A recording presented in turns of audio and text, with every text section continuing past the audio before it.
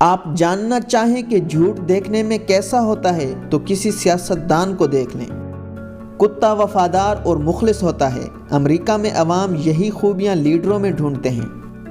کراچی کی آب و ہوا، پاکستان کے حالات، امریکہ کا وعدہ اور عورت کے مزاج پر اعتبار نہیں کیا جا سکتا۔ سیاستدان حکومت میں ہوں یا باہر، ہمیشہ عوام کا ہی جلوس نکالتے ہیں۔ کسی نے پوچھا یہ کیسے پتہ چلتا ہے کہ سیاستدان جھوٹ بول رہا ہے؟ عرض کیا آسان ہے، جب اس کے ہونٹ ہلتے ہوئے نظر آئیں۔ ہماری سیاست کو بہتر بنانے کے لیے کسی سیانے نے یہ مشورہ دیا تھا کہ کسی سیاستدان کو سیاست میں حصہ نہ لینے دیا جائے۔ دولت سیاستدانوں کی چھٹی حص ہوتی ہے۔ پہلی 5 حصوں کے بغیر سیاست ہو سکتی ہے، مگر چھٹی حص کے بغیر ممکن نہیں۔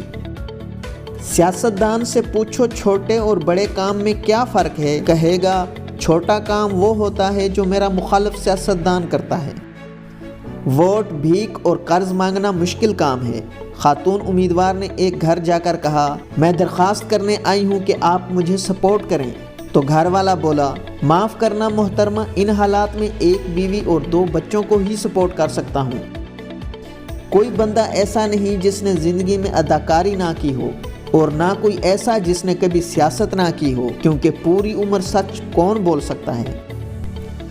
کہتے ہیں آپ سیاست میں سچ کو گھسیڑیں گے تو سیاست ختم کر دیں گے، لیکن ہمارے سیاستدانوں نے اس میں سچ یوں گھسیڑا ہے کہ سچ کو ختم کر دیا ہے۔ دوران سفر بندہ کچھ نہ کچھ بھول ہی جاتا ہے، جیسے شیخ رشید یہ بھول جاتے ہیں کہ وہ غیر شادی شدہ ہیں۔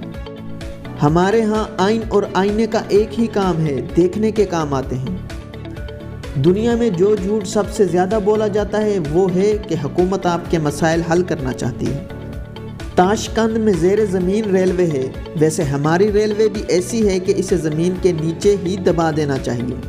ایک وزیر کے پاگل خانے کے معائنہ کے دوران انتظامیہ نے تمام پاگلوں کو سکھلا دیا کہ جب وزیر صاحب آئیں تو زندہ باد کے نعرے لگانے ہیں۔ سو پاگل ہمارا لیڈر زندہ باد کے نعرے لگا رہے تھے۔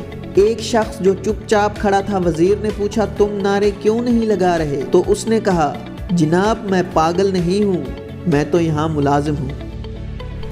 مارشل لا کے دنوں کی بات ہے، ڈینٹل ڈاکٹر کے کلینک پر سیاستدانوں کا بڑا رش رہتا کہ وہ واحد شخص ہی تو ہوتا تھا جو انہیں کہتا منہ کھولیں۔ دوستو، اگر آپ کو ہماری ویڈیو پسند آئی ہے تو اسے لائک کر دیں، ساتھ میں ہمارے چینل کو سبسکرائب بھی کر دیں۔ ہم ملتے ہیں اگلی ویڈیو میں، تب تک کے لیے اللہ حافظ۔